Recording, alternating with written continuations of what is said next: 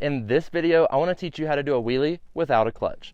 What's up, Rad family? I'm Dakota Freeman, and welcome to the Rad Adventure Dude channel. If you haven't hit the subscribe button yet, make sure you hit that and ring the bell so you don't miss out on any of my future dirt bike riding tips. It's going to be such an important technique that when we're learning how to ride our dirt bikes and we want to learn how to ride our dirt bikes better and faster, that we learn how to wheelie our dirt bike without a clutch. Learning how to wheelie our dirt bikes is not going to be a beginner technique or something we learn as a beginner. But as you're moving up through the intermediate and advanced levels of our riding, then we're going to want to learn how to do a wheelie, so that way we can actually get better at riding tracks and trails.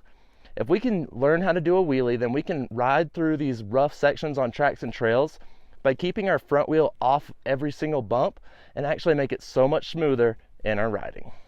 The first thing we want to learn whenever we're learning how to do a wheelie is going to be the proper way to stand on the dirt bike.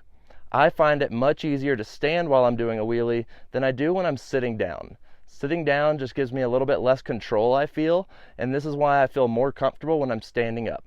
We're going to want to make sure that we're standing in the proper attack position so we have the most control over the dirt bike. The attack position is where we're going to be standing on the balls of our feet, our knees are going to be bent, and we're going to be squeezing the dirt bike with our knees.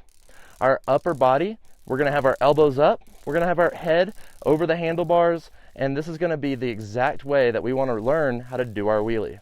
We really want to focus on keeping our body weight centered on the dirt bike so we're not too far forward or too far back when we're learning how to do a wheelie. The second part of this is we really want to be comfortable with our throttle control. Throttle control is going to be so important when we're learning how to do a wheelie without a clutch, as our throttle control is going to be how we get the front wheel up in the air and keep it there throughout the entire wheelie that we want to do. So depending on what kind of wheelie you're going to do, if you're learning, you're really going to want to start in a lower gear like first or second and just focus on using the throttle to bring up the RPM level and then actually yank on the handlebars and pick up on the handlebars as you're applying throttle. Since you're in a lower gear here, you're not really going to be able to hold your wheelie for a long period of time because your gear is going to run out of speed. But since you're learning right now, you really want to learn how to get that front wheel up in the air so that way when you're in a higher gear and you're going faster, you already know how this feels and it's going to give you so much more control over your wheelie. So as we're doing our wheelie, we want to really just give it a little bit of throttle to bring up the RPM level, and then as we want to pick up on the handlebars, we're applying throttle as well. This is going to pick up the front end of the dirt bike, and now you're only going to have your throttle to keep the front wheel up in the air. As your front wheel is up in the air and you're in the attack riding position, you really want to lock your body into this position so that way when you bring your front wheel up, you're not having to move your body around at all. And you really want to be very still and use your throttle to keep the front wheel up in the air. As you pick up this wheelie, you're now going to have your body weight shifting back over the rear wheel simply as the bike lifts up. This is how you're going to lock this wheelie in and be able to hold your wheelie for a much longer period of time as you get into the higher gears when you're doing your wheelie. So as you get more comfortable getting your front wheel up in the air and you want to hold your wheelies for longer and longer, you're really going to want to shift into a higher gear and start your wheelie in third or fourth gear. This is when you're really going to be holding wheelies for a long period of time, and this just makes sure that your bike doesn't run out of power as we're holding our wheelie. As we pick up the front wheel and we continue increasing our speed, and we want to make sure that we're in a higher gear so that way we can hold our wheelie for a much longer period of time. If you're doing a really long wheelie and your front wheel is up in the air for a long period of time, your front wheel will actually stop spinning. So whenever your front wheel comes back down and touches the ground again, we want to make sure that we are ready for the impact of this wheel that has stopped moving. So as you set the wheel back down, since that wheel's not moving, it's going to want to kind of shake the handlebars because it's going from a dead stop to however fast you're traveling on your dirt bike. Make sure you have your elbows up and you have a good handle over your handlebars as this wheel's coming back down, as it could want to shake a little bit once it hits the ground. Is this video helping you learning how to do a wheelie without a clutch? Make sure you like this video and drop some comments down below and ask me any other questions that you have. So as we're learning how to do our wheelies and we want to become better and better, just focus on your throttle control as you have the front wheel up in the air, as that's going to be the most important part of learning how to do a wheelie without a clutch. If we're picking up that front wheel and it almost wants to go over too far, there's a couple things that we can do to save this before we loop the bike out and go off the back end.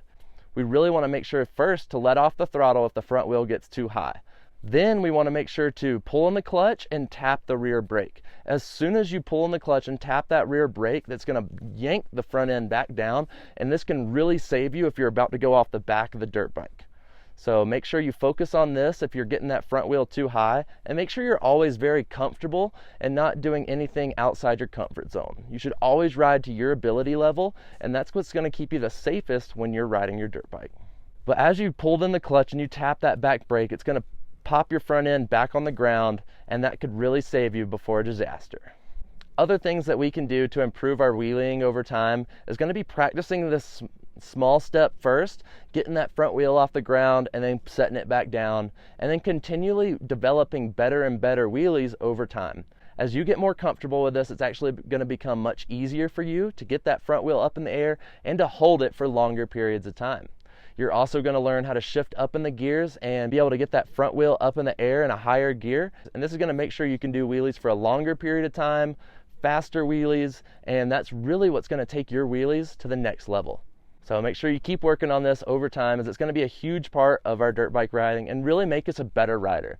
Once we can wheelie out on the tracks and trails, we can ride these rough tracks and trails much smoother, keeping our front end off of each bump that we're going to hit, and actually be able to put the abuse of the dirt bike into the rear wheel. This is going to give us the most control over our dirt bikes and make us a much better dirt bike rider. If this video helped you learn how to do a wheelie on your dirt bike without a clutch, make sure you like this video, drop some comments down below, and ask me any other questions that you have.